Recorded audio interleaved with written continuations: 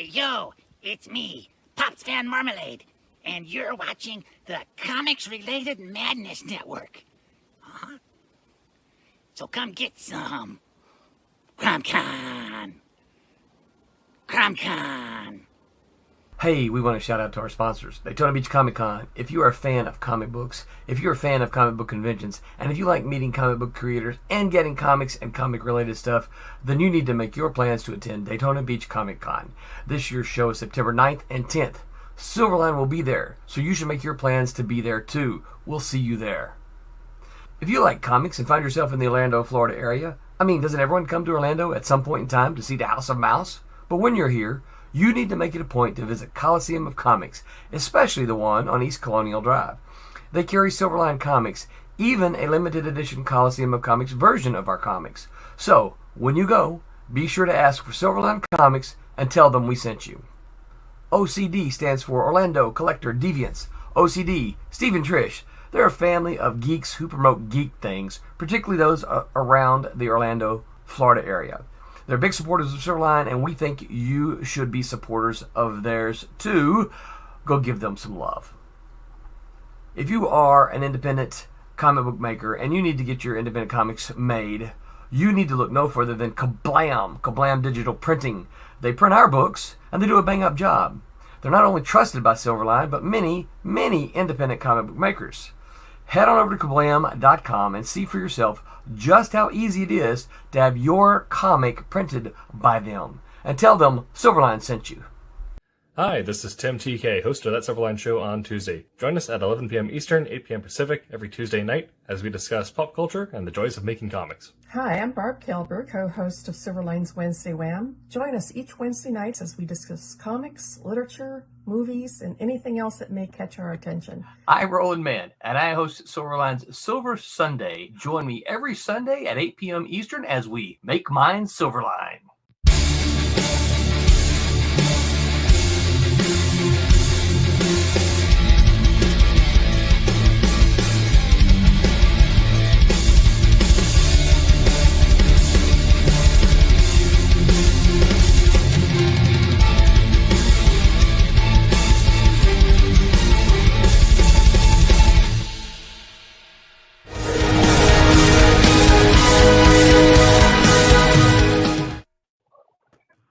Hello, everybody on the internet.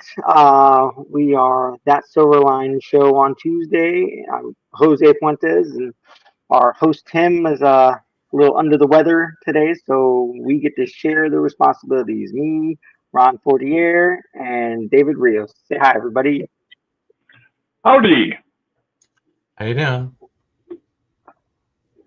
Alrighty, so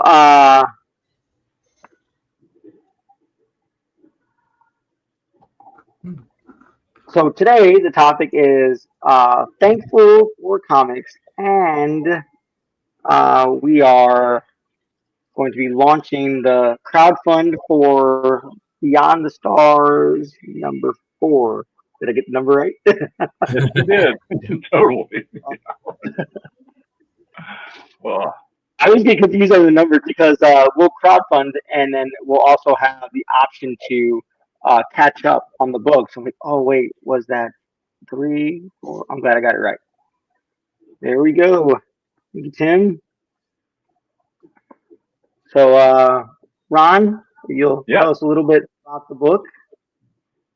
Oh yeah, I mean, we want to start off with talking about the book, or we want to talk about the topic for the week. I'm open either or. Tim's not here to schedule us around. So. Okay, so let me ask you. I know Roland shared the PDF, so both of you have a chance to read the issue? Yep. Okay. Well, here we go. Okay, this is for the uneducated, informed, or whatever. All right.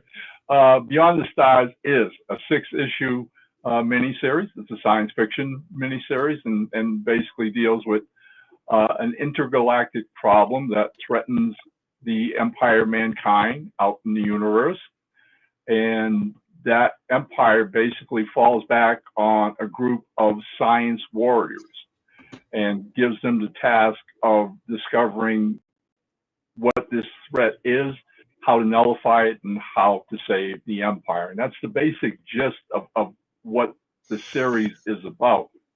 Now, it came about because I was surfing the web one night, and I saw some of artist Andrea Bermuda's work online.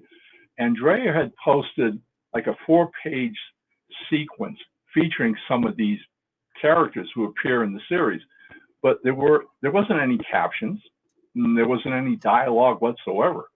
So it was basically a sequence, which you immediately knew. It's somebody flying a solar sail, and she lands on this planet, walking amongst ruins, and suddenly gets attacked by somebody who's wearing Greek-like armor, but both of them are wielding laser swords. All right, so the visuals are cool. I was unfamiliar with Andrea's art. It's the first time I'd ever seen it, and so I immediately left him a message and said, "Hey, this is beautiful work. I mean, what's it about? Who are you, and what are your plans for this?" So sure enough, within 24 hours, Andrea responded and told me he was a 35-year professional. He's been working in the business. He lives in Italy, outside of Rome, a little suburb town, and has worked on most of the major European comic companies. I mean, he's worked on companies in Italy, Spain, Portugal, Germany, so he's a well-known professional there. Ironically, and I think we're going to fix that now, he's never been published in the States. That being the case, he then ends his message to me by saying, "I recognize your name." He goes, "You're the guy who did Green Hornet and Terminator, right?" Replied back, "Yeah, guilty as charged, totally." I said, "But do you have a plot? Do you have an idea for the pages you did?" He sends me this like half-a-page outline, and was basically a description of who the characters were, some idea of their personalities, but he honestly didn't have a story to put them in. So it's basically like actors on a stage, but there's no story to tell. And trust me, his visuals were so inspiring for me as a writer to look at those characters, to look at the backgrounds of solar sails, and didn't take me more than a couple days for my imagination to kick into high gear. I wrote up a plot outline for what is this 6-issue story that we're doing now, and sent it back to Andrea, and kept my fingers crossed that I wasn't infringing. He's the creator of the characters, but he got back, absolutely loved what I'd done, and said, by all means, he said, let's work on this together. Cool. So yeah, started to finalize it, and by the time I had like a real outline for the narrative, which I loosely plotted each of the 6 issues and how the story would go, he came back to me and said, "Well, do you have anybody who might be interested in publishing this?" And along about this time, I knew, Silverline had come into being. Roland was, going at it hot and heavy. And my best pal in the industry, Rob Davis, was already working on a project for him, was Brother Grimm, I believe. And so that being the case, I got a hold of Rob and I said, "Do you have Roland's contact information?" And I dropped Roland a quick email, gave him a little outline of what was going on, sent him the proposal that I had written up for Andrea and those 4 pages that had first, piqued my interest. I sent that out, I think, like about, 1 o'clock in the afternoon. That evening, watching Jeopardy on television after dinner, right? And all of a sudden, my cell phone starts bipping like crazy, and I pick it up, and it's Roland, and Roland goes, 22 pages an issue, and we'll publish this. But 22 pages an issue, no more. But he loved Andrea's art. Andrea sold it immediately. The minute he saw Andrea's art, it was like, yeah, this is a done deal. And Roland and I have known each other for, 40, 45 years maybe. And in all that time, we've never had the opportunity to work together. So I was psyched when he came on board and said, Silverline's going to do this. So, hey, that was great. I got back to Andrea. Andrea was wound for sound, and off we went. And thus far, we've put out 3 issues. Again, like I said, this is issue number 4. and things as you would expect. Hopefully, you know, the pacing that I set up for the series is more and more getting into the next speed, the next level, the next gear. All right. And so number 4 really starts to kick the story forward to basically gearing up to the action sequences. I mean, you're laying out a brand new universe, all new characters. There are a lot of stuff you have to tell, you know, as far as backgrounds and settings. At the same time, hopefully giving, you know, our readers some action, some pacing. All right. It's what comics are all about anyways. And so far, the reaction for the first 3 issues have been really, really positive. Both Andrea and I are really, you know, happy about that. And hopefully we'll maintain that in issue number 4. And like I said, 4 basically lights the fuse. If you remember those old Mission Impossible, you know, shows where they start, we light the fuse. Well, 4 is lighting the fuse, all you fans out there, all right? Because once it kicks into high gear, that doesn't stop. And it goes through 5 like a wildfire, all the way up to the hopefully gigantic climatic ending, which is issue number 6. That's cool. I have the first 3 issues, and I did inks on 2 of the covers, I believe, for 3 that I did. In fact, over Rob Davis's pencils, which was like so much fun for me to do. I enjoyed it so much. Rob is really, really gifted. He's definitely one of the best graphic artists in the business today, and his work just keeps getting better and better. So, I mean, the idea of, you know, people picking this up. I mean, we've got Rob's doing an alternate, which, you know, you just mentioned. You're doing an alternate, which I absolutely love. I mean, you know, Roland puts these cover things together. All right. I mean, Andrea and I and his colorist Angelo are responsible for getting the guts of this comic book done together. But after Andrea turns in his cover, as usual in Silverline, Roland gets alternates, and I never know who he's going to get. I have no idea who the people are he's bringing on board with this, or what scene from the book they want to do. And when I saw Rob's, I was a little surprised, but then again not, because again, Rob and I have been friends for a long time, and I kind of know the way he thinks. When I saw yours, Jose, when I saw yours, I had to laugh. I think that was brilliant. I absolutely think that was brilliant, because it's just a different take on the whole concept of what's going on. And if nothing else, it's one of those covers that I think any fan walking by a comic, you know, rack or whatever, look and go, okay, what's that all about? Which is what covers are supposed to do. All right. And we definitely get somebody to pick it up and look at it. So bravo, you know, great idea. Yeah. Well, it's up on, you know, if you're on My Comic, it hasn't started yet, but the pictures are there. So if, Jose, if you want to show the cover that you did, it's not like revealing a secret. It's out there. Yeah. I have the pencils for it right here. And there we go. Oh, yes. Yes.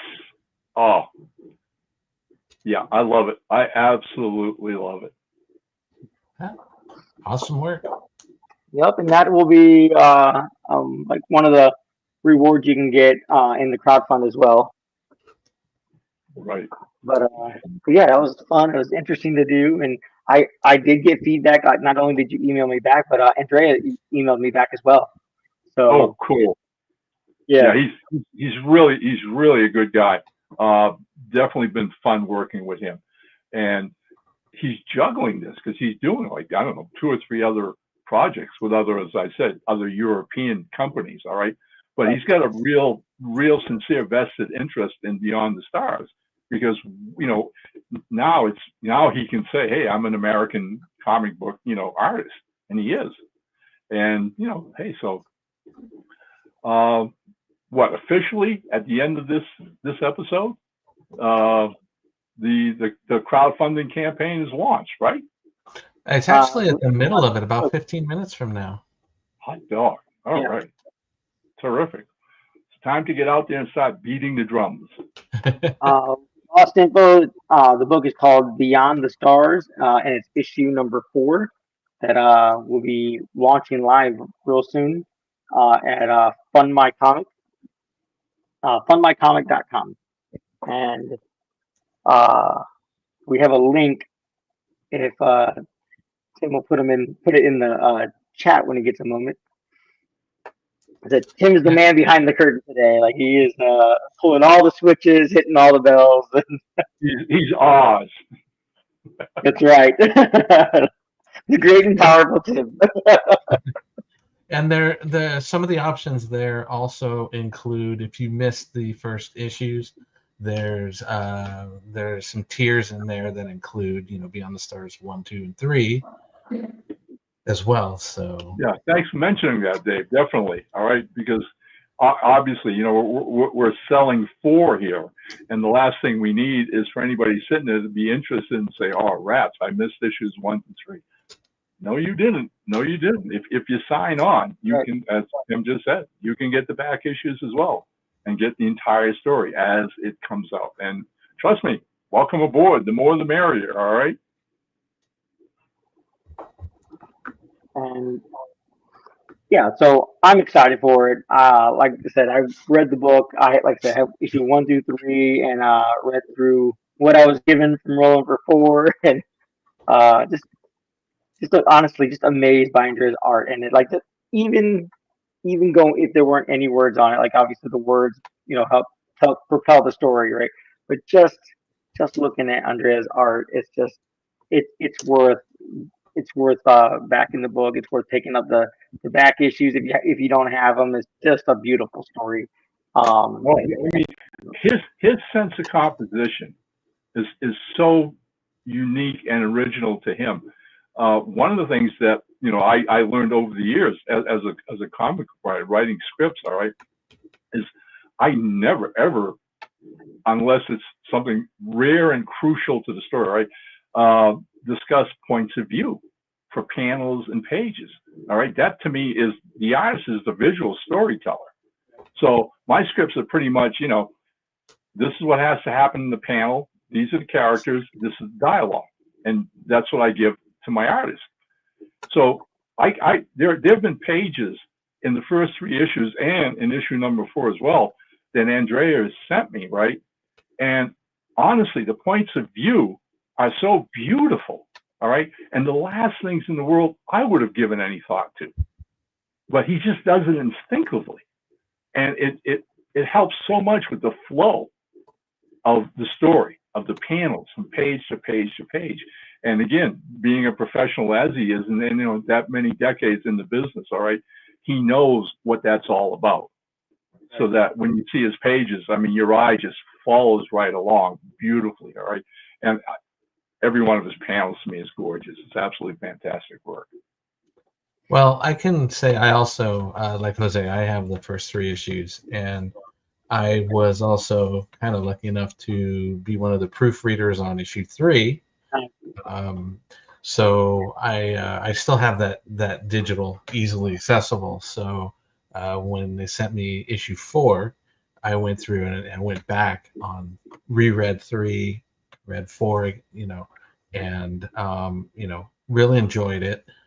And one of the things that I noticed that's great is that you're very specific. And when you look at the credit, it's not like, written by Ron, art by Andre. It's story by both of you, because it's a collaborative effort, and you're both. Amen.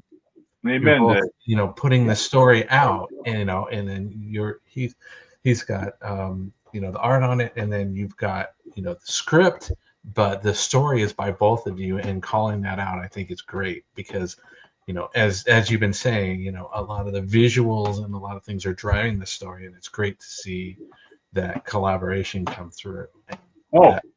Totally, 100%. Thanks for pointing that out. I mean, sincerely, all right. Again, like, I tell would-be comic book writers, okay? I mean, literally, if you don't know how to collaborate with another creator, all right, especially the artist, all right, and you can't merge your goal in telling the best story you both can tell together, each of you supporting the other, all right, then go write a book. Go write short stories and prose, all right? If you're so much in love with your words as an author, okay, then like I said, that's fine. Go write a novel, go write a prose thing.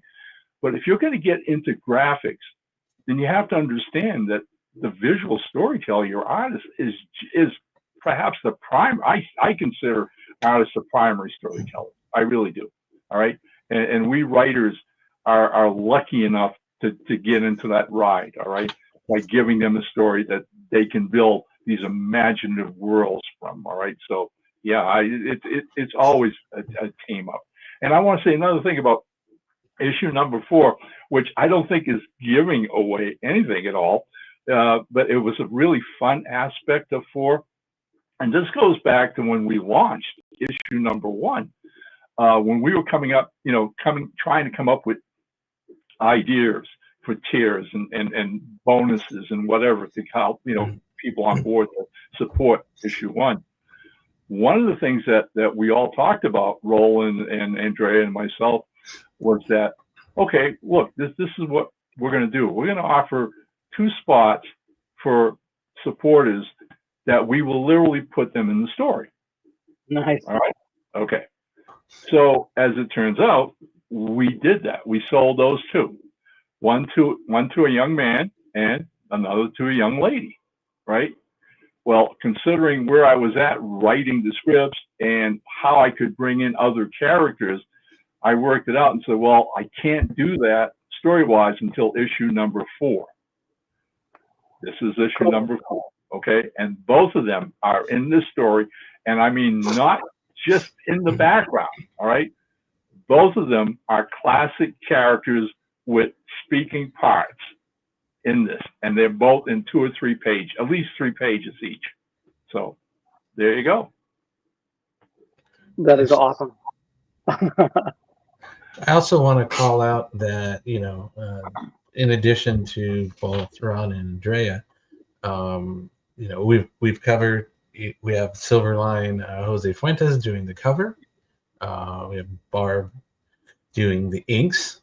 And then for his cover, we also have Rob Davis, who is joining us here in the chat, who I always love his work. And, I felt really lucky to be able to color, his cover that he did for his Kalis book, and Tommy.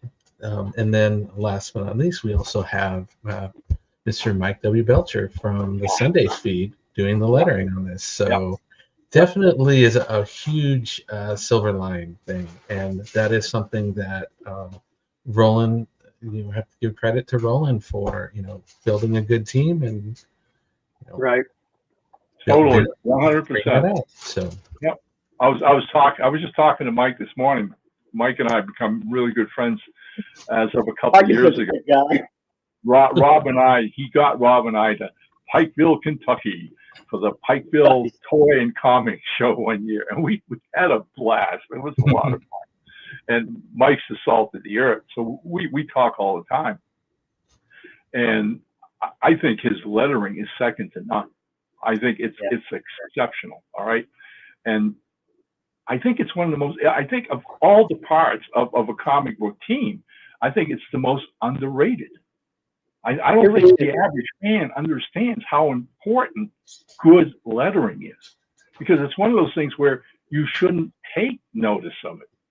It should just be there and do its job, so that the average reader picks up a comic book and reads it and gets blown away by the artwork. He reads the story, follows the story along page to page, but he doesn't finish the book and go, wow, was that great artwork? No.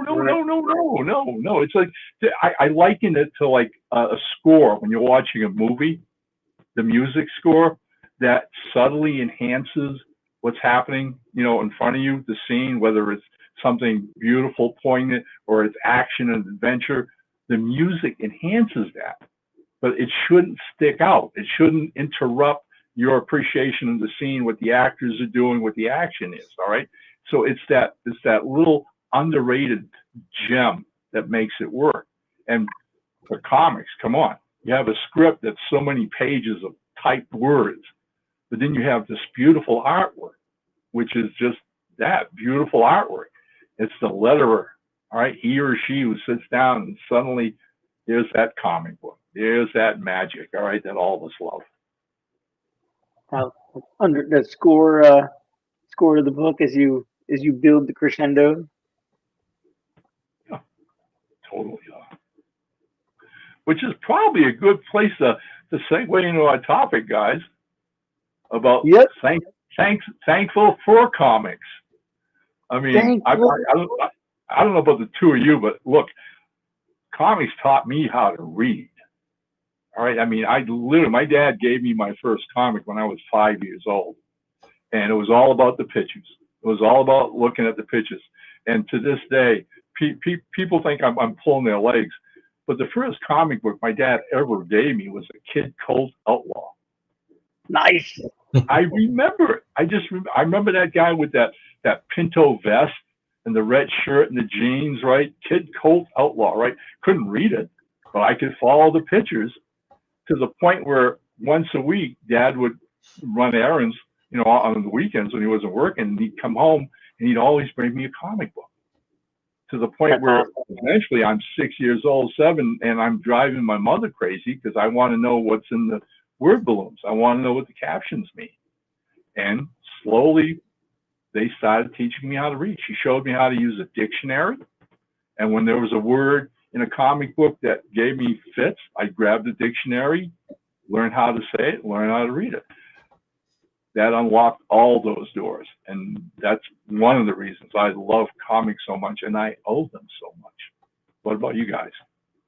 Yeah, my first comic was I found my dad's Savage Sword of Conan under his bed, like when I was younger, and I couldn't read him either. You know what I mean? Let's see, my parents split when I was 8, so I was like 5 or 6, I think, and I found him, and my parents lost me for a little bit because I was in their bedroom, box of comics on the floor, and just flipping through, and I remember it was all black and white on newsprint, and it was just the tone of the paper, and just like the ink on the paper, the feathering, and just like the detail, like put into like individual like muscle tones and landscapes, and when it was just amazing for me. And then kind of got out of comics for a little while just because it wasn't in front of me, and I was in middle school and we were testing, and I forgot to. I usually bring paper with me and pencil to work, and I had a pencil but I had nothing to draw on. I was like, man. And then the kid that was sitting right next to me, he's like, "Hey, you want to read one of my comics?" I'm like, "Sure." Like, I haven't read comics up forever. And it was Detective Comics, the Mud Pack storyline. I have been collecting Detective Comics ever since.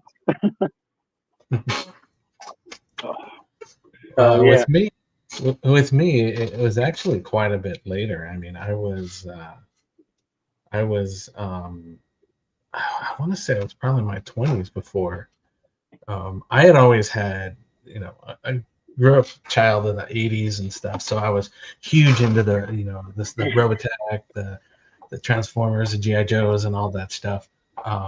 But I hadn't really hit with any of the main Marvel or DC stuff. And one day, a friend of my mom, her son was visiting, and somehow he had convinced my mom, I don't know how, but to stop by a comic store, and he brought home a Robotech book. And it's like, oh, okay, I had to go. And then that my childhood, cartoon things was the stuff that kind of launched me. And it took me quite a while to get into the mainstream stuff. But I started and branched out really large with the Comico stuff, the Comico stuff. So starting out with Robotech stuff, and then branching out to something that Mike very fond of as well, the Matt Wagner Grendel and Mage stuff. and Elementals, Bill Willingham stuff, and just started growing and growing there until eventually I started moving over into your Marvel, like X-Men stuff and all that, and I started to go bigger into like the Jim Aparo Batmans and the Jim Balin Catwoman's. I started to really branch out there, and I loved all that. But for me, it's like kind of like what you said about reading a book and all that. It was very hard for me to just sit down and read a book, other than if it was required in school, stuff like that. But going through comics and reading the individual stories and all that kind of brought me a lot of like tangent things, like some of the novels based off of the books, and got me into other books, a lot of the Star Wars stuff, and that kind of rolled me out into doing a lot of the reading and multimedia that I eventually ended up doing. So definitely was a stepping stone, but a lot of it, I was a very late bloomer. Let's just say that. Well, again, like I said, but the thing is, we're talking about this, and it's bringing back all kinds of really great memories. Because again, his dad bringing me, 5, 6 years old, bringing me these comics one a week, and you got to understand, this is pre-Marvel, way pre-Marvel. So we're getting cowboy comics and war comics and horror comics and all this good stuff. But at the same time, down the street from where we live was this gentleman who had his own barbershop in his finished basement. And so that's where my dad would go and take me and my brothers for our haircuts. All right. So this is probably the early 50s and mid 50s, 54, 55. All right. I'm now 7 or 8 years old. Well, this guy had a couple of sons who had grown up, had been in World War II, but when they left home, they left all their comics with their dad. And so what he would do is he would have this box of his son's comics in his barbershop for kids like me. When our dads or uncles would take us to get a haircut, all right? And the guys would all sit around and talk and whatever, and he had a Coke machine, and it was a really great atmosphere. The thing is, I find myself, because now my dad's got me reading comics, the stuff that's coming out in 54, 55. But when I'm going to get a haircut, I'm sitting there and I'm going through this box and I'm seeing these weird characters like Plastic Man, Captain Marvel. Okay, I mean, this guy had the Golden Age stuff in this box. Of course, 7 or 8, I have no idea what the value was of it. Man, if I can get in a time machine now and go back and grab that box, all right? But I mean, this is what this guy had. There was some old, like I said, Captain Marvels, Spy Smasher, and I got familiar with those characters without any real sense of, what they were or what they were about, until I'm 13 years old, starting high school, and lo and behold, out comes Fantastic Four and Captain America, Spider-Man next, and the Marvel Age is born, right? And I'm seeing some of these characters that Lee and Kirby are bringing back, and I'm going, they're familiar to me. Why are they familiar to me? Well, yeah, because I've been basically given this exposure to some great classic Golden Age comics as a kid growing up, and that pretty much is one of those things that stayed with me. So become this ferocious reader. Let me tell you, absolutely ferocious. Right, my love of comics never waned. I had to get everything that was on a newsstand practically every week. And by the time I get to high school, I want to read more. So now I'm picking up paperbacks.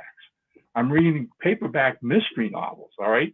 And probably stuff my mom wouldn't have been too keen about, like Mickey Spillane, Mike Hammer, tough guy crime novels and stuff like this.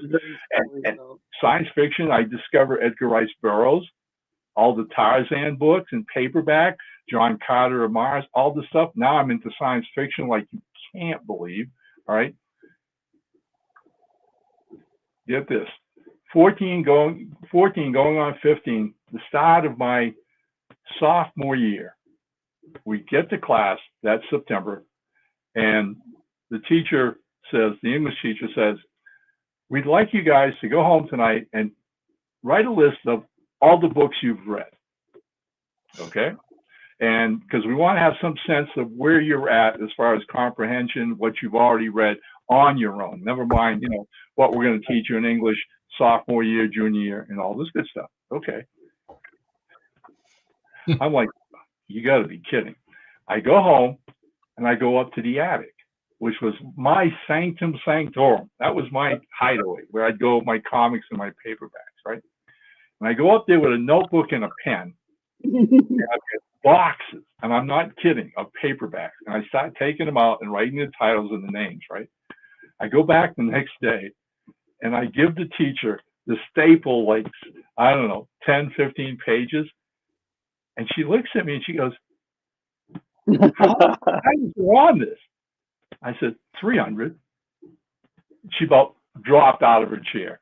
By my sophomore year of high school, I'd read 300 books. Right. And just that's what comics did for me. All right. That is what comics did for me. And to this day, I'm so appreciative of them. All right.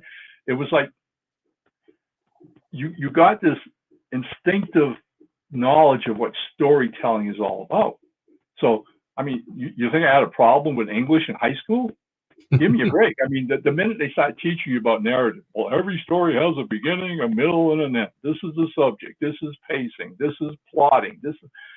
I knew it. I knew it instinctively from all that reading. It was second nature to me. All right. We'd watch television at night, and we'd watch our mystery shows, right? And we'd be sitting there, and the show would start with the person getting bumped off and killed. And then you'd get 10 minutes of whether it was Perry Mason or any of these other, mystery regular weekly shows, right? And within 10 or 15 minutes, I'd grab a pencil or paper and write down who the killer was, put it on the top of the television, and drive my parents crazy, all right? Because at the end, one of my brothers would go over and get it at the end when they figured out who the killer is, right? And 9 out of 10 times, I was always right. Nice. I knew storytelling. And at the same time, I was doing this, okay? When any show would come on the air, it would show written by and directed by. And I paid attention like a hawk to who the writers were, all right? So that ultimately, by the time we're watching the original Twilight Zone with Rod Sterling, right? Week after week, and what am I seeing? Some of the best writers in fantasy and science fiction on those credits, week after week. And man, I knew this show was going to be amazing. And like my mom goes, "Why?" I said, "Because they've got the best writers in the world working on this show." And that's the way it was in the early '60s. Some of the best science fiction fantasy writers eventually came to television and were doing things like Outer Limits and Twilight Zone and all those kind of things. And it was just brilliant, brilliant work. So we're live. Yeah. We're live. So go over there, check it out. See if anything piques your interest, which I'm sure it will. Should pique your interest. And look at some of the kind of just browse through it, see what's available. There's a lot of options. There's a lot of different rewards. You can get some original artwork. You can get some, as low as just some PDFs, all the way up through some original pages. So there's some good stuff there. So check it out. Hey, we did this for you,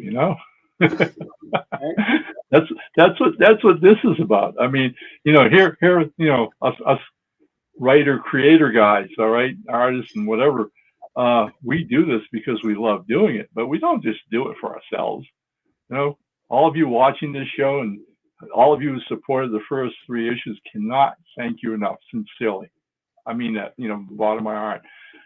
It's why we do this. All right. We hope that we're creating something special. We hope we create something that entertains you. All right.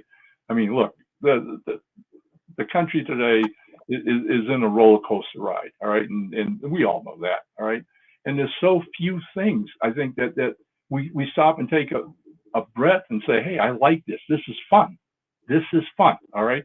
And so, I speaking for myself and hopefully the entire Beyond the Stars team, our one goal in producing this miniseries is to entertain you.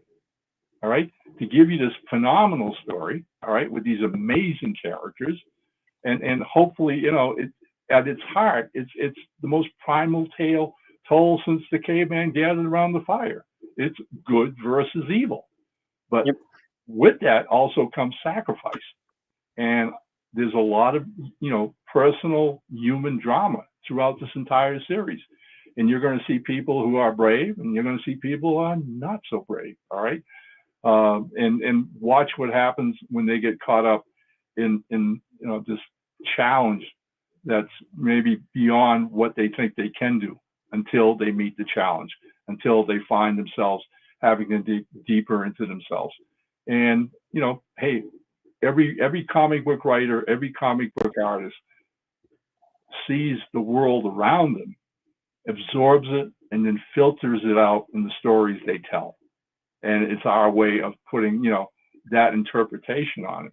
So again, it's fun for us to do. And if we've entertained you and if we made you happy, then hey, we're doing what we're supposed to do. And check out issue number 4, please.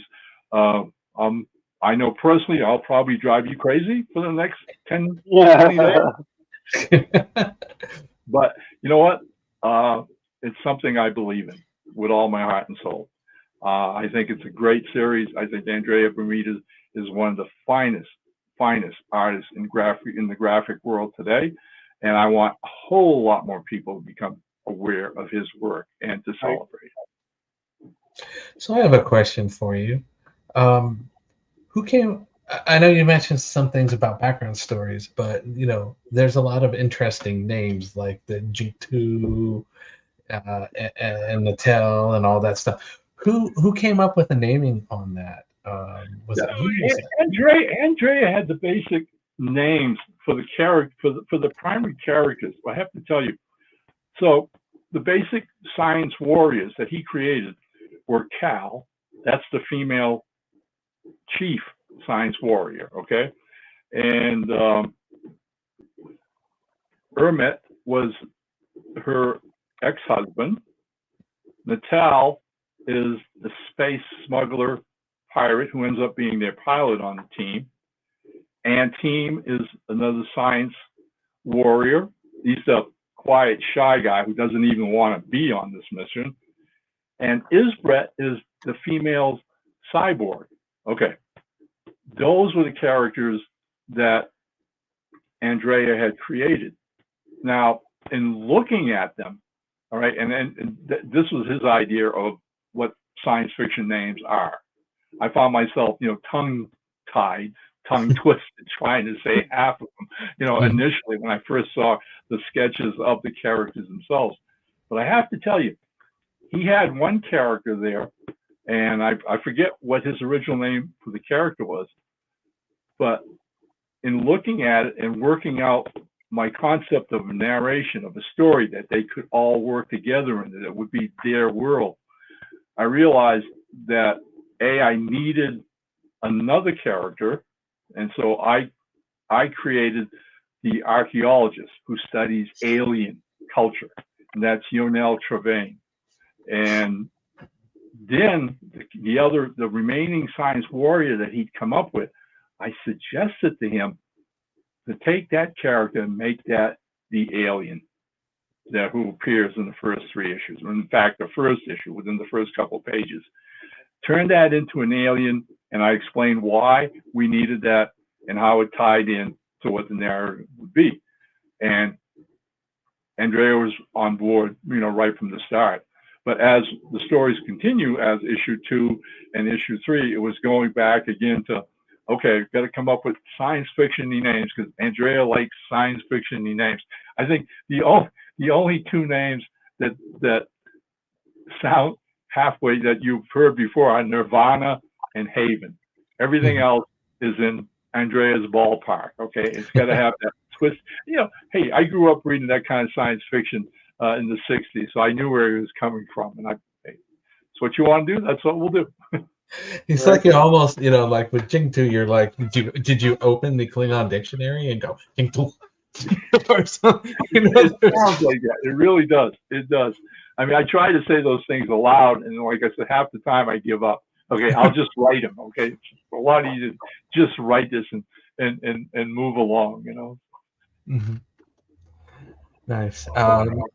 I also, like you said, when you were talking about Greece and all that, I remember when I first started seeing some of the pictures before reading it through. That is what I got right off the bat. Is I got kind of a mix of what if you had Greek characters inside of Flash Gordon, that type of universe and stuff, and that's exactly what I'm going through and I'm seeing in and a lot of the things like the designs and the armor that they're wearing, the helmets, and all. Oh yeah, I wasn't going to mess with any of that. All right, those are the designs he came up with initially, and I personally loved it. And again, as we're talking, if you're growing up in the late 50s and early 60s, yeah, I know Buck Rogers, I know Flash Gordon. I remember seeing those serials at the theater, those cliffhanger serials with those dorky rocket ships and everything else, right? Whatever. I love that stuff. So there was no way I was going to change that. But at the same time, my thought was, the logic of working it out to me was, okay, so how do you argue armor, Greek type armor, all right, and a laser sword? And the answer I come up with that makes that seem realistic is that you basically set your story in a world that's so far into the future and so far advanced as far as technology is concerned that basically those trappings are just basic visuals. All right, there's the science warriors, although it look like all they're wearing is a piece of armor and bare legs and bare arms, they have some kind of a aura or force field around that armor that protects them, which again ties in with the laser swords themselves.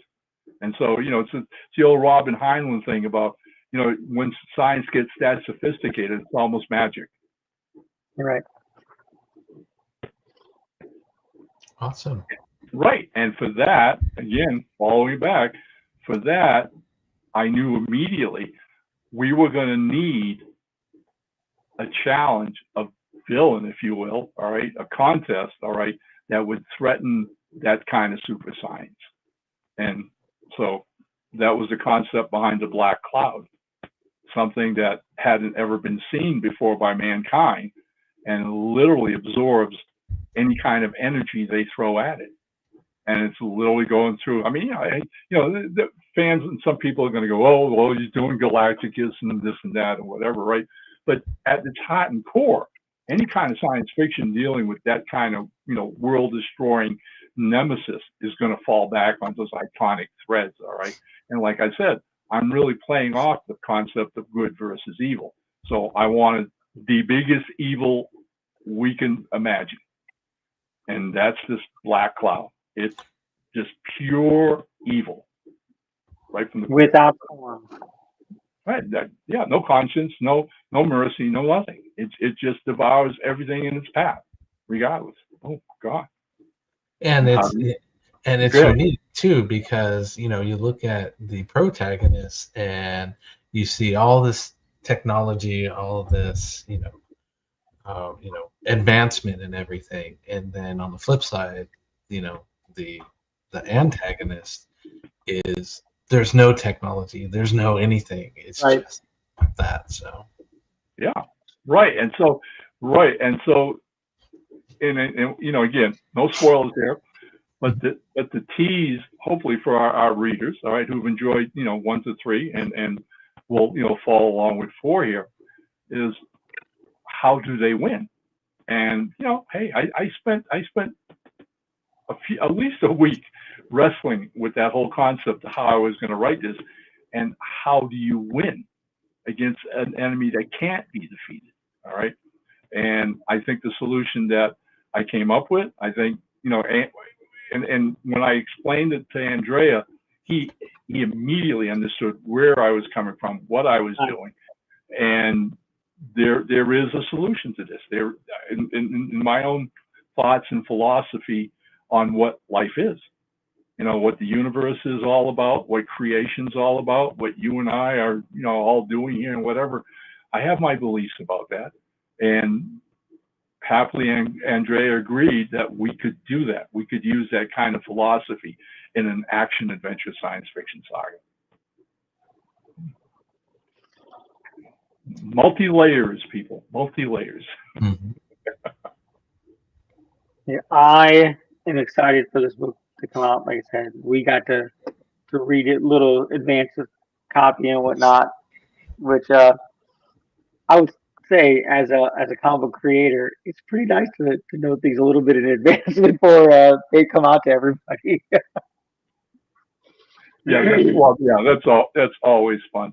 But I got to tell you guys, Andrea isn't letting any dust collect under his feet. All right, the last week or so, I have actually seen the first 5 pages of issue number 5, and man, let me tell you, I am so excited about our readers picking up issue 4. All right, because like I said before, this is the one that lights the fuse.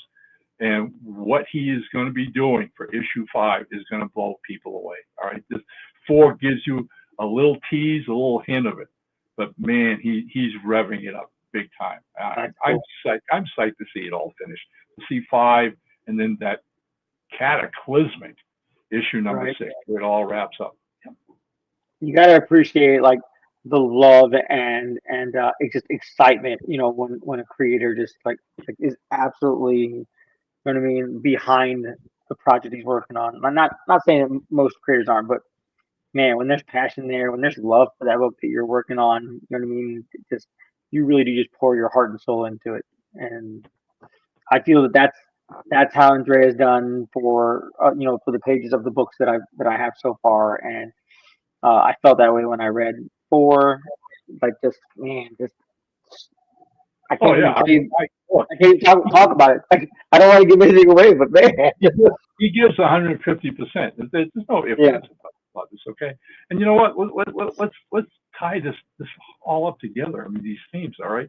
I mean, another reason to love comics, all right? Another reason to be grateful for comics, as far as I'm concerned, is that the career it has given me has literally brought me into contact with some of the most creative people in the world on this planet. I mean, over the last 50 years, I've had the blessings to work with some of the best artists in the world. I mean, Rob, we're talking about Jeff Butler. I mean, again, Alex Ross. All right. I mean, some of the artists I've worked with are just mind-boggling geniuses. All right, when it comes to graphic art and storytelling, and a lot of these have since become my good friends, and that is that's so enriched my life. I can't imagine what my life would have been like if it hadn't been for comics. All right, I probably would have been stuck in some 5 to 10 cubicle someplace. All right, being an accountant or something. Oh, heaven forbid, Okay. Oh. I absolutely agree. All you people who are accountants, don't send me letters. If you love what you do, like I said, with anything, you know what I mean. I love working on comics. I really do. I love reading comics. I love reading new comics. Not yes, following my Detective Comics and whatnot, but like if there's a new like indie book that came out, oh yeah, dude, I'm interested because I want to know. I want to see the passion that a creator put into a book, and I don't feel you get that. And not any hate or anything, but I don't feel you get that when you work for a big company. I don't feel you put in as much heart as you do with your own book. You know what I mean? And just to be able to do that myself, to work on the books, to work with Silverline, to do learn from Roland, like truly every time I go to a convention, every time I get a chance to sit and chat with Roland, like I really do learn. I appreciate him. He's been a blessing. All of Silverline, as a whole has been a blessing in my life. So And if it wasn't for comics, I'd be working, lifting 80-pound boxes of meat all night long, probably for the rest of my life. You know what I mean? So I truly do love comics. I appreciate comics. I'm so thankful that like my wife pushed and encouraged me to go to art school to work on comics, because I'm not sure if I would have done it on my own if I didn't have her pushing me. If I didn't have like the drive after that to like, oh, you know what? Like my wife's backing me up on this. Maybe I can do this. Maybe I can work on comics and just enjoy myself. Like I tell everyone, people ask what I do, I tell them like, hey, I sit on my butt and draw pretty pictures all day long. Like, comics made that possible for me. You know what I mean? Comics gave me that in. Comics gave me that, like, the love for the story, love for the art. As much as I love working on art, like it is a story. Like I enjoy the story before I enjoy the art. You know what I mean? I just, man, I can't even tell you how thankful I am for comics. It was the fitting topic here. I mean, we're looking at Thanksgiving next week, and people are going to sit around in this amazing country that we all live in, all right, and go through those lists of kind of things like that. And so when I saw what the topic was for tonight, I was like, yeah, by all means, we got to do this. Okay, we have to, especially the four of us, and that includes you, Tim, out there. Okay, I'm sorry that you can't join us, and trust me, I understand. I've done cons, and this is no lie. I've done cons where I had so much fun. All right, for like 3 days, I would talk nonstop. All right, people would come to the table. I talked to my con neighbors. I talked to the fans coming to the table, right? Because it's our world, it's our element, yeah. And that's where we get to be social. All right, where what we do in the privacy of our offices, now we get to share with people. Okay, and I would get home with laryngitis. I no voice. I would go like, of course, my wife was like, "Oh, thank God, I don't have to listen to him for the next 2 days." Yeah, go to the show and talk, Ron. Just go to the show and talk. All right. But, and who'd ever guess that my personality quiz says I'm an introvert? Yeah, right. Okay. Another thing I thank comics for. Yeah. Absolutely. Man, I remember Tate, when I first got, like, before I decided to do it as a career, I was, working on comics with friends, and we tabled in Chicago Comic Con when it was Wizard World Comic Con, and I tell people, like, truly, I used to sit there like, "Hi, how you doing? This is my stuff," and that's all. Like, I wouldn't know what to say. And then when I went to art school and I came back to Florida, I started tabling with my local comic shop guy, and he definitely helped me to be a little more outspoken. And he would send people, say, "Oh yeah, if you go buy a book off Jose, he'll give you a hug." I'm like, "What are you doing? Don't tell people that." And then talking to Roland and watching Roland and Tommy, you know what I mean, going to do shows with them, with Haley Martin, you know what I mean, just hearing the way everyone like talks about this, it really helped me to develop, not so much develop my spiel, but develop my bark base, you know what I mean. And I am not good at promoting the books that I have on my table, but I really love talking about my art process and what I do. When people are like, "Oh, like, this is really neat that you did this," like, "Well, let me show you how I did that. Like, this is exactly what I did." You know what I mean? It's not hard. I'll tell everybody. I don't care. But Yeah. I wouldn't have done that again if I didn't go to a comic convention. If I didn't ask my comic shop guy, help me to kind of break out of my shell a little bit. You know what I mean? I didn't talk to Roland. And like I said, just I owe my career where it's at because of comics. You know what I mean? Because the comic I picked up, under my dad's bed, he thought he was hiding from me. Oh man. Well, I'm kind of, my dear. Well, I'm kind of. I'm also fairly shy and don't want to do that. Don't want to jump out of my shell and all that stuff. But when I get on something that I have, either somebody gets me rolling or something like that, then I really enjoy talking about things, and I lose that. But getting the initial out there and talking about it, breaking out, is that, it kind of a perfect example was San Diego last year. I was walking around, and I went up to my wife and I went up to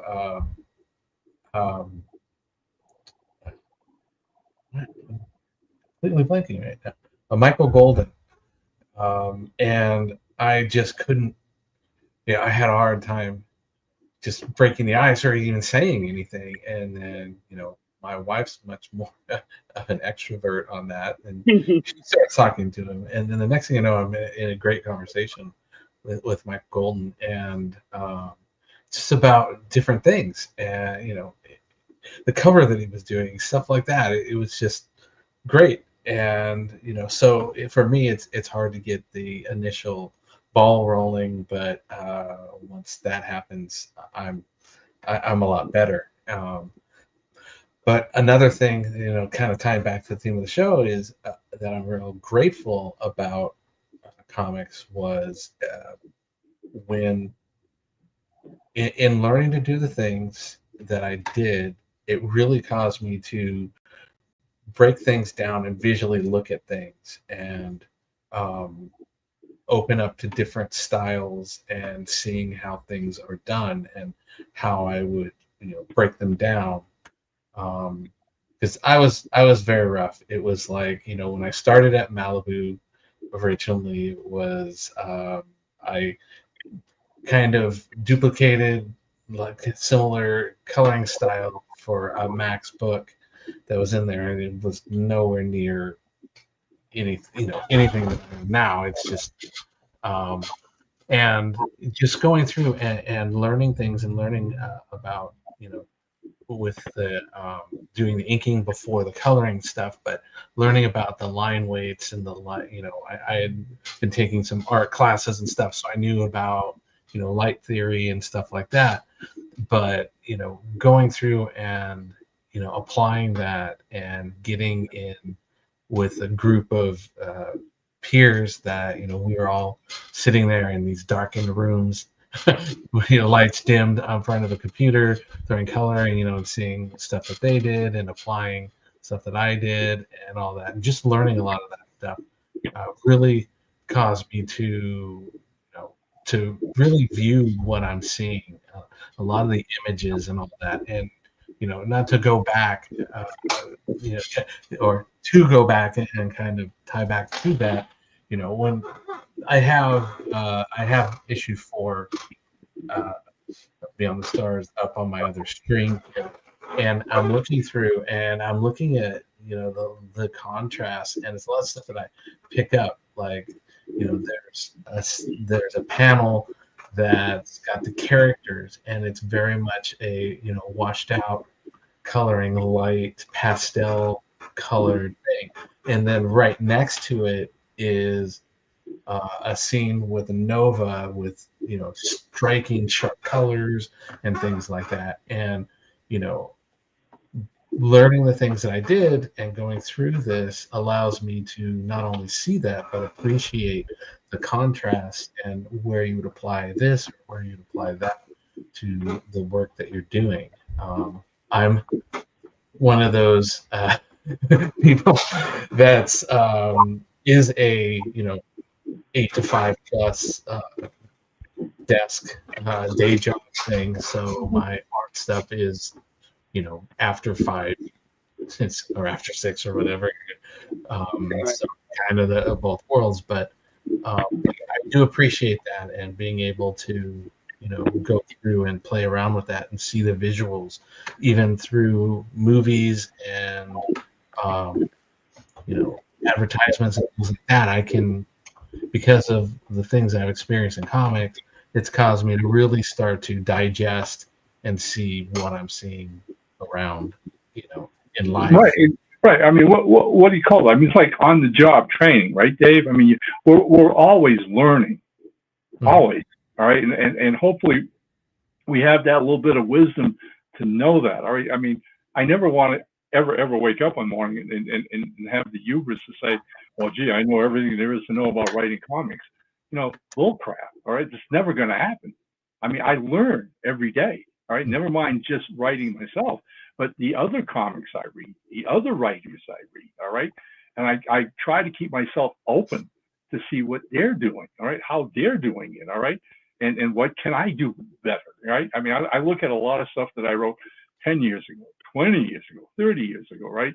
And some of it makes me cringe. It's like, yikes, okay, man, that was really bad. But I didn't know better, all right? I learned, I got better, I learned, I got better. And just to play that up for both of you, you'll get a laugh out of this, all right? When Mike finished lettering issue number 4, he sends me a PDF of it at the same time he sent Roland. So, man, I am so eager to read the comic, right? And so I sit down, pull it up, and I read through it, and I find one typo. So I immediately write Mike and say, hey, Mike, I found the typo, panel this and that, right. And I send it off to him. Right? Mike fixes it in like 5 minutes. And that's it. I haven't looked at it again since then. So knowing we're doing the show tonight, knowing you guys have, been sent the PDF, I said to myself, well, you know what? I should read it, one more time before we go on air and record, because I want to, talk about the issue itself and, whatever questions you guys had or comments. So sure enough, 10 minutes before we get on, I'm rereading it. And wouldn't you know, I find the other typo. And I went, huh? Okay. One word that is the wrong word. That was it. Jotted down real quick, and then immediately wrote Mike. He'll see it when he wakes up tomorrow morning. Was the word what? Was it a what and that? Yeah, there you go. Good catch, Dave. It was. I mean, it's not supposed to be what. All right, so. I don't know how I missed that. Like, my brain glazed over it, I guess. I don't know. Well, you get caught up in the comic. You get caught up in the story and the art and all that. That's how I missed it the first time around. And just by luck, thank you, I caught it. All right. So Michael, take 2 seconds to fix it. And we're back on track again, so yeah. Well, usually when Roland sends me something, I send him paragraphs. I said, yeah, should it be this? Should it be that? Use it your own discretion on what it was. And, so that's usually where it is. My day boss basically says that he sends stuff to me to eagle eye it because I go through. It's just the nature. I break things down. So that's a good talent to have. That's a real good talent to have, believe me. Right. And this is why when Hefe asks, does anybody want to proofread this? I never stick my hand up.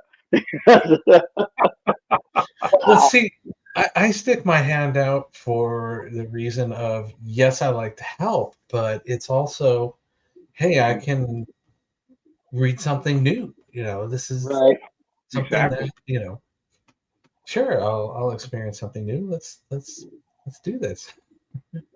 There you go. I'll lose focus of what I was doing and just enjoy the art and story I'm going over. Well, I'm going through that too. I mean, my brain is just tick, tick, tick, tick, tick, tick, tick. But yeah, it's always about, something new, some fresh perspective. It's like, hey, and like I said, I went through when I got the third book, and I went through 1 and 2, and I wanted to go through. It's like, okay, well, you do 4. I'm great. I'm glad that he's, that we can read this through. I mean, it helps talk about the topic, but also it's like I'm excited to see where the next chapter goes. So. Well, I appreciate both your comments. I mean, when the issues first started coming up, I didn't have the equipment or the setup to do any kind of podcasting whatsoever, and really felt bad that I couldn't help the rest of the team as Roland was promoting those first 3 issues. But trust me, when I got this whole new setup that I have here now, I immediately got a hold of Roland and said, hey, wherever you want me, amigo, if you can use me for anything, please, I'm here, right? And knock on wood, you guys had a slot open, here we are, just in time for issue number 4. So it was meant to be. And you got that nice new comfy chair. Yeah. Okay, and just so everyone knows, Ron already made a video saying, "Hey, this is about to go live." I'm going to be doing more of those. I'm going to be doing a lot more of those. Yeah. I do not want, especially, I don't want anyone who is kind enough and decent enough to help us get 1 and 3 out there, okay? To miss this, to not, somehow or other, not see that 4 is ready, people. It's done, okay? You're gonna find a link to this on I'm sure, the show notes. And all of us guys are going to be putting it out all over social media for the next couple of weeks for sure. So yeah, 4 is out. Tell your friends. And like I said, if you've come along to issues 1, 2, and 3, get ready for a ride, because 4 is a lot of fun. I'm excited. Like I said, I've read it. I'm excited to talk about it. I don't want to talk about any other part of it, but it's cool. Man, the art's so awesome on it. Ron, you tell a good story. Well, thanks. Not just a comic, like I told you, I've read your book, at least one of your books before. You know what I mean? The novel, and phenomenal. Just, man, you guys got a great story, got a great book. I'm glad that I had the privilege and honor to do a variant cover, and I'm excited to see where this is going. Yeah. Well, hey, again, thank you. Definitely. And for the kind words, I appreciate that sincerely. So what do you say, guys? We getting close to the end of this episode? I think we are. I think we're hit all the points Tim had for us. Now, correct me if I'm wrong, but next week is Thanksgiving, and there will not be a show next week? Correct. That is what Tim said last week. Okay. Right. Okay. What I wanted to throw in, and I'm kind of, a little disappointed with this, guys, but you're going to miss me for the next 2 weeks, because the week after, the 3rd of December, my wife is going in to have her right knee replaced. Oh. She had her left one done. From the hospital? What's going on, Ron? She had the left one done last year at this time, and it was a great success, and got rid of all the arthritis in her legs in that particular knee. Gotcha. So she decided she was going to wait 1 year, and so the years rolled around, and like I said, 3rd December, which is a Tuesday night apparently, I will be with her at the hospital. I will spend the night with her after she has the surgery. Take care of her. So, I'll be gone for 2 weeks, but I will be back after that. You can count on. Cool. I'll make a point of making sure I say a prayer for your wife and for you. Hey, thank you. God bless. I appreciate that sincerely. All kind thoughts and prayers and wishes are more than welcome, believe me. Yeah, we definitely wish her the best, and speedy recovery and all that. So. Thank you. Hopefully, when we get together again, I'll have a nice report to tell. That would be awesome. Very, very smart thing to do. We had one gentleman that I used to work with that he did both at the same time. So he wasn't mobile for a while, but he was. Sure. The end result was he was very happy with. Oh yeah. She suffered with arthritis in those legs for 30 years now. All right. And she's active. She doesn't let the pain get her down. All right. I mean, I'm so impressed with her courage and whatever, but ultimately it was one of those things where over the years, after getting cortisone shot after cortisone shot, the doctors don't want to do surgery until that person says, okay, that's it. I've reached that level. And so last year, after, like I said, some 30 years of suffering with this, she couldn't do it anymore. And so she made a decision, had the left knee done, and it's a rough surgery. The recovery, takes a while, but again, she bulled right through that, and that leg's been great. But now it's like the right knee is saying, hey, my turn, and so, yeah, so come the first week of December, we're going to take care of that knee. and she can get on with her life, maybe pain free from now on. Hopefully. Right. So, all right. So, do we have any other comments? Any other closing comments? Besides, except to say Happy Thanksgiving, everybody, from all of us here. Yeah. Happy Thanksgiving. Happy Thanksgiving. Hope everyone gets super stuffed and passes out for a good 3 hours after. Watch some football. Right. My family, like, we don't necessarily watch football, but we always watch the Macy's Day Parade. We always watch the dog competition, and then right. Yeah, that's cool. That's cool. Yeah, well, most likely we'll stuff ourselves in the afternoon, late afternoon, wait for the grandkids to show up, so the whole family's here. And then my son loves football, so we'll gather around the living room, and see who's playing, and just have a great time. It's a family holidays, and I hope all you out there enjoy it with your families as well. Yes, absolutely. Exactly. All right. So go ahead, Dave. Yeah, go ahead. I was just gonna say, I think we're good here. Everybody check out the Fund My Comic, and see if there's anything you like. Encourage you to check it out, try it out. There's the books for Beyond the Stars, but there's also a bunch of other stuff as well. Just browse through and see if anything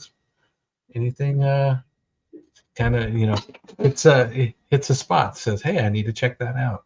If Tim was here, he would say, go check out Wolf Hunter. I was just about to say that. Got throw that one in there for Tim. But Tim, get better.